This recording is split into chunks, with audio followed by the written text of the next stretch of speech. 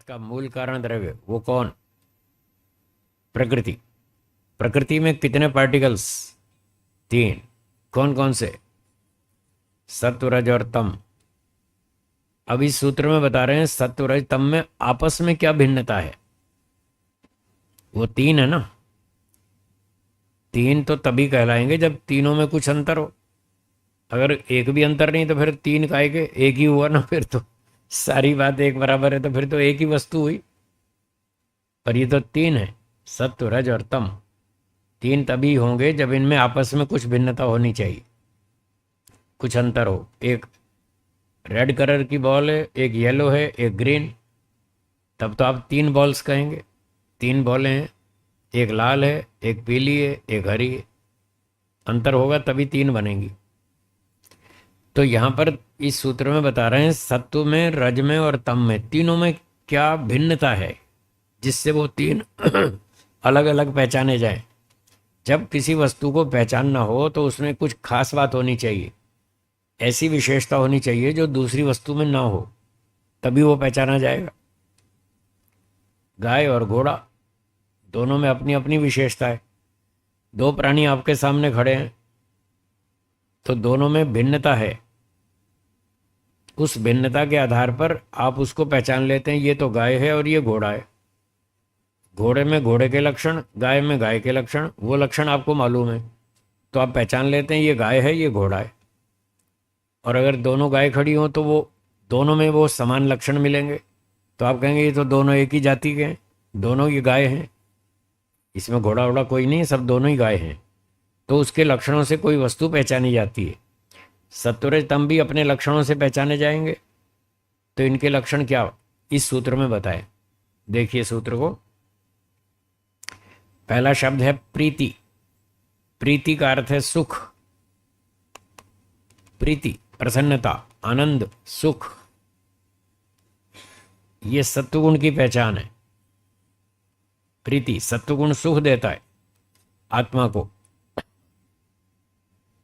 अप्रीति, अप्रीति का मतलब दुख, ये उससे उल्टा है। प्रीति से उल्टा अप्रीति, तो सुख का उल्टा दुख। ये रजोगुण की पहचान है। रजोगुण दुख देता है, सत्वगुण सुख देता है, रजोगुण दुख देता है। और तीसरा है विषाद, ये तमोगुण का लक्षण है।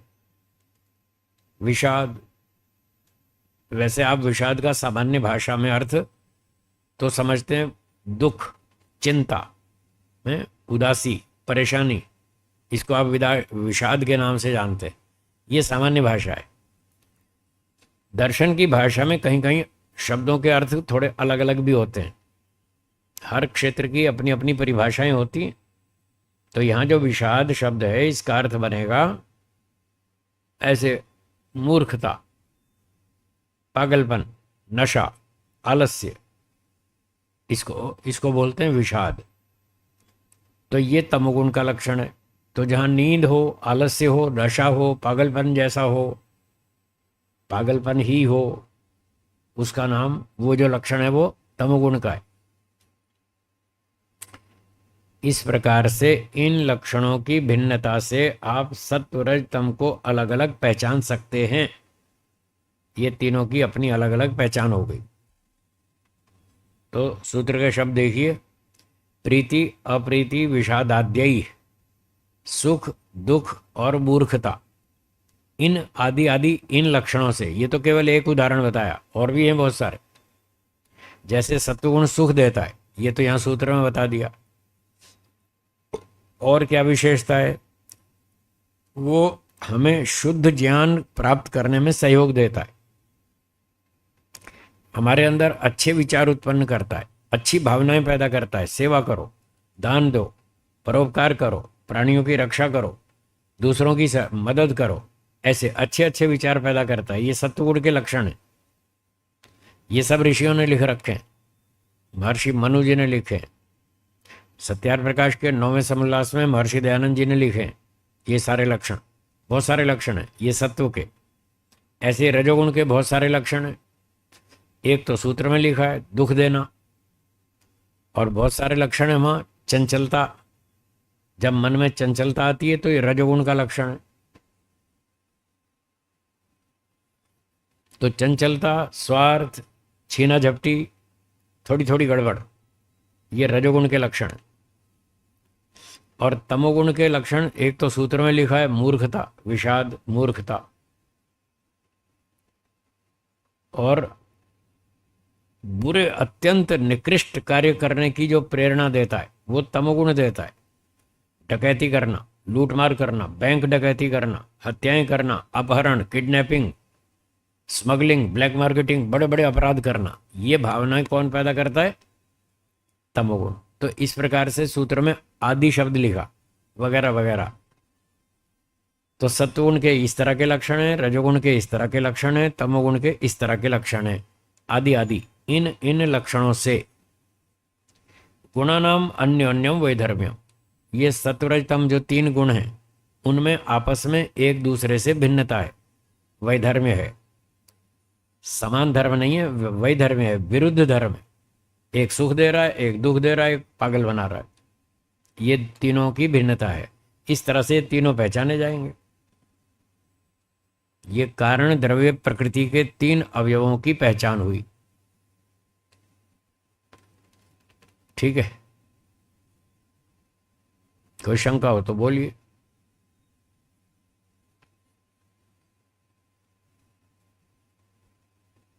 तमोगुण के बारे में प्रकाश, गति और स्थिरता। हाँ, स्थिरता भी एक लक्षण है, भारीपन। हाँ, जब आप रात को थक जाते हैं 10 बजे 11 बजे, सारा दिन काम किया, अब रात को 10 बजे तक थक गए, अब आपको कहा जाए कि अभी 2 घंटे और परेड करो, आप कहोगे नहीं अब नहीं होती मुझसे, अब तो मैं सोऊंगा। अब आपका शरीर भारी हो रहा है, अब तो मैं सोऊंगा भाई, मुझे सोने दो। तो वो तमोगुण आपको सुला देगा, आंखें भारी हो जाएंगी। आप यूं आँख फाड़ फाड़ के देखेंगे, बहुत देर नहीं देख पाएंगे, 5-10 मिनट देखेंगे, 15 मिनट देखेंगे, पानी छिड़क लेंगे तो आधा घंटा भी देख लेंगे, फिर आधे घंटे बाद फिर आंखें भारी हो जाएंगी। वो तमोगुण का अटैक हो रहा है। तो तमोगुण कह रहा है बस बस बहुत काम कर लिया, अब सो जाओ, थोड़ा आराम कर लो, नहीं तो ये शरीर बिगड़ जाएगा। ईश्वर ने बहुत बढ़िया व्यवस्था बनाई है। 10, 12, 15 घंटे काम कर लिया, 17 घंटे, तो ईश्वर कहता है अब थोड़ा आराम कर लो तो शरीर आपका ठीक रहेगा, नहीं तो ये बिगड़ जाएगा। इसलिए वो तमोगुण का अटैक बढ़ा देता है और फिर व्यक्ति सो जाता है। वो भारीपन, ये स्थिरता, स्थिति, स्थिरता, भारीपन, ये तमोगुण का लक्षण है। इसलिए तमोगुण रात को हावी हो जाता है, फिर हम सो जाते हैं, 6-7 घंटा सोते रहते हैं। वो धीरे धीरे थकान निकल जाती है, भारीपन वापस खत्म हो जाता है, हल्कापन आ जाता है, फिर नींद खुल जाती है सुबह, फिर उठ के अपना काम शुरू कर देते। ऐसे भी समझ सकते हैं कि जैसे पृथ्वी, पहाड़, जो भारी भारी चीजें, ये सब तमो प्रधान। हाँ, ये ठीक है, कल भी बताया था, पृथ्वी तमो बहुला। आयुर्वेद में लिखा है पृथ्वी तमोगुण प्रधान है। जितने भी भारी भारी पदार्थ हैं, सॉलिड, भारी, जिनमें वजन है ज़्यादा, लोहा, कपास हल्की है, लोहा भारी है, उसका घनत्व ज़्यादा है, तो इन सब चीज़ों में तमोगुण की अधिकता है। हाँ, भारी वाली पदार्थ तमोगुण वाले, तमोगुण प्रधान है वो। हाँ बोलिए, माइक ले लीजिए। इसलिए आपने देखा है लघुता, चंचलता भारी होता है। हाँ, लघुता से क्या? हल्कापन। होता है। हाँ, हल्कापन, जैसे बताया ना, रुई, कॉटन, रुई, ये हल्की है और लोहा भारी है। तो रुई में सत्व की मात्रा दी गई, इसलिए वो हल्की है, और लोहे में रजोगुण की मात्रा, तमोगुण की मात्रा दी गई, इसलिए भारी है। तो लघुता ये सत्व का लक्षण है। लघुत्व, चलत्व, ये चंचलता, गति, ये रजोगुण का लक्षण है। और गुरुत्व, भारीपन, ये आ ही रहा है अगले सूत्र में। हल्कापन सत्वगुण का, गति, चंचलता, रजोगुण का, और भारीपन, गुरुत्व, भारीपन, ये तमोगुण का।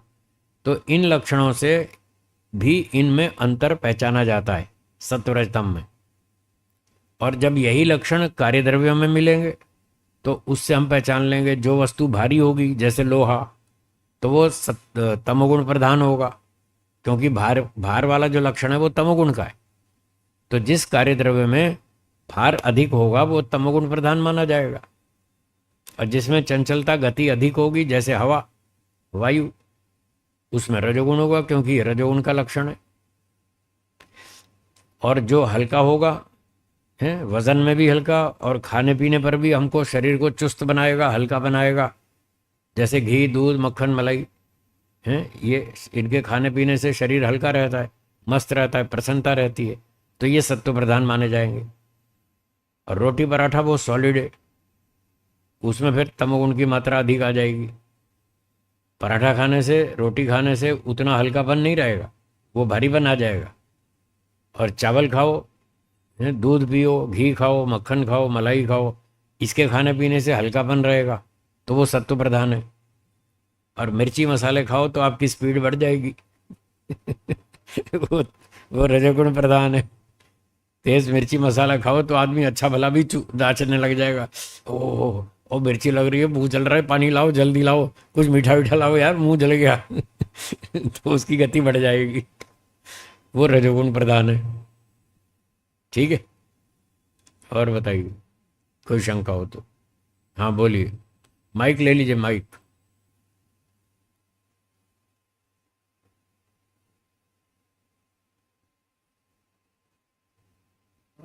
नमस्ते। क्या किसी व्यक्ति में ये तीनों गुण पाए जा सकते हैं? तीनों में तीनों गुण किसी व्यक्ति में पाए जा सकते हैं? तो इस प्रश्न का उत्तर है प्रत्येक व्यक्ति में तीनों गुण होते हैं। हाँ, प्रत्येक में होते हैं, हर एक में, आप में भी, मुझ में भी है, सब में। इन तीन के बिना तो जी नहीं सकते, ये तीनों आवश्यक हैं जीने के लिए।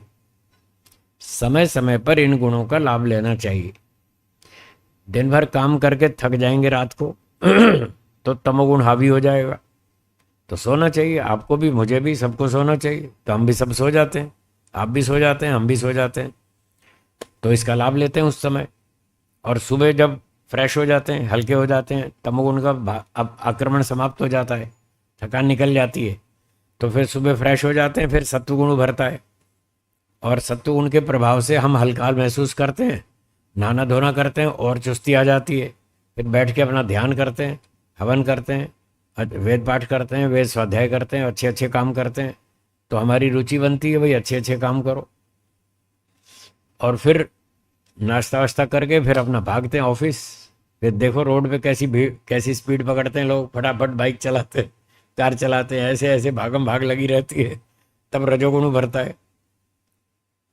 फिर दुकान पे बैठते हैं, फिर व्यापारी आता है, ग्राहक आता है, लोगों से बातचीत करते हैं, और संख्या बढ़ जाती है तो उस व्यापारी को स्पीड बढ़ानी पड़ती है, नहीं तो सबको सामान दे नहीं पाएगा। हैं, नौकरों को भी चिल्लाता है जल्दी करो जल्दी करो जल्दी करो, ये सामान लाओ, उसको लेट हो रहा है, इतनी देर हो गई खड़े खड़े से, जल्दी लाओ। तो वहाँ रजोगुण से हम लाभ उठाते हैं, तो इनका लाभ उठाना चाहिए। इनको कंट्रोल में रखकर, नियंत्रित रख करके इनका लाभ उठाना चाहिए। जब आप इनका संतुलन नहीं बना पाएंगे और ये अनियंत्रित हो जाएंगे, तब नुकसान करेंगे। स्पीड पकड़नी चाहिए, बाइक पे भी पकड़नी चाहिए, कार में भी पकड़नी चाहिए, लेकिन जब आप ओवर स्पीड चलाएंगे तो एक्सीडेंट होगा, तब ये चंचलता नुकसान करेगी रजोगुण। इसलिए कंट्रोल में रखें, लाभ भी लें, सीमा तक रखें, नियंत्रित रखें, तो ये लाभकारी। और सीमा का अतिक्रमण करेंगे तो यही नुकसान कर देंगे। सोना अच्छा है, 6 घंटे 7 घंटे सो, आयुर्वेद कहता है 6 घंटे मैक्सिमम 7 घंटे सो जाओ एक दिन में।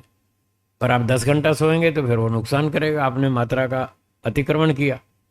ज़्यादा सोएंगे शरीर आलसी हो जाएगा, बुद्धि भी कम चलेगी, काम में मन नहीं लगेगा, उदास उदास रहेंगे, भारी भारी शरीर ऐसे रहेगा, चुस्ती नहीं आएगी। तो अति करना तो गलत है, चाहे वो रजोगुण का हो चाहे तमोगुण का हो, किसी भी चीज़ का हो। और सत्व का अधिक्रमण किया तो भी हानिकारक है। अब एक व्यक्ति ने सुबह उठ गया 4 बजे, सत्वगुण के प्रभाव से उठ गया 4 बजे, अलार्म बज गया, उठ गया, पानी वानी पिया, फ्रेश हो गया, थोड़ा व्यायाम किया है, फिर ध्यान किया, फिर हवन किया, फिर उसके बाद वेद पाठ किया, स्वाध्याय किया, फिर नाश्ता किया, फिर वो पढ़ने पढ़ाने में लग गया, प्रचार में लग गया, कुछ सलाह देने में लग गया, और सारे काम करता रहा। उसको बहुत अच्छा लगा, सारा दिन उसका मस्त रहा, सत्व का प्रभाव बना रहा और अंदर अंदर से वो सुखी होता रहा, सुख मिलता रहा उसको। अब वो चाहता ही है मैं बस करता ही रहूं, करता ही रहूं। लेकिन अगर 24 घंटा करेगा तो पागल हो जाएगा, उसको फिर सोना पड़ता है। तो उसको भी थोड़ा ब्रेक लगानी पड़ेगी। भाई अच्छा काम है, करना चाहिए, पर लिमिट से करना चाहिए। चाहे ध्यान करो, व्यायाम करो, खाना पीना करो, चाहे परोपकार करो, प्रचार करो, कुछ भी करो, हर चीज की लिमिट होती है, सीमा होती है। तो सीमा में रहकर आप काम करेंगे तो ये सत्वगुण बहुत अच्छा है। पर सीमा का अतिक्रमण करेंगे, 24 घंटे ही परोपकार में लगे रहेंगे या और काम में लगे रहेंगे, तो फिर हानिकारक हो जाएगा। इसलिए तीनों का संतुलन करके जीना चाहिए। ये प्रकृति मोक्ष प्राप्ति का साधन है, ऐसा ऋषियों ने बताया। इसी की सहायता से हम मोक्ष तक जाएंगे, वेदों में भी लिखा है। संभूतिम च विनाशम च यस्तद वेदो भयम सह विनाशेन मृत्युम तीर्थवा संभूत्या अमृतम अश्नुते। इसी सृष्टि के सहयोग से ही व्यक्ति समाधि लगाएगा और मोक्ष में जाएगा। ये वेद का मंत्र है, 40वें अध्याय यजुर्वेद। तो ये प्रकृति, शरीर, मन, बुद्धि, इंद्रियां, ये सब मोक्ष प्राप्ति का साधन है। खाना पीना, रोटी, सोना, चांदी, कपड़ा, मकान, मोटर गाड़ी, ये सब चीजें मोक्ष प्राप्ति का साधन है। इन चीजों को साधन मानकर यूज करो, उस ढंग से प्रयोग करो कि ये साधन बन जाए, तो हमको मोक्ष तक पहुंचा देंगे। और यदि इन्हीं को साध्य बना लिया, बस पैसे कमाओ अंधाधुंध बेतहाशा, न ध्यान करना, न पढ़ाई करनी, न कोई सेवा करनी, न दान देना, अच्छा काम कुछ करना नहीं, और बस पैसे कमाने में डूबे रहो, खाने को भी टाइम नहीं है। इतना घंटा लोग काम करते हैं, पैसा तो कमा लिया, भोगने का टाइम नहीं है उनके पास। सुबह निकल जाते हैं 8 बजे धंधे पर, रात को 10 बजे लौटते हैं। 12 घंटे 14 घंटे काम करते, फिर कब तो खाएंगे, कब तो घूमेंगे, कब सैर सपाटे पे जाएंगे, कब परिवार के साथ बैठेंगे, कब उनकी देखभाल करेंगे, कब उनसे गप्पे मारेंगे। फुर्सत ही नहीं है आदमी को, तो वो क्या मतलब हुआ कमाने का, बेकार है। तो इसलिए संतुलन करके चलता था।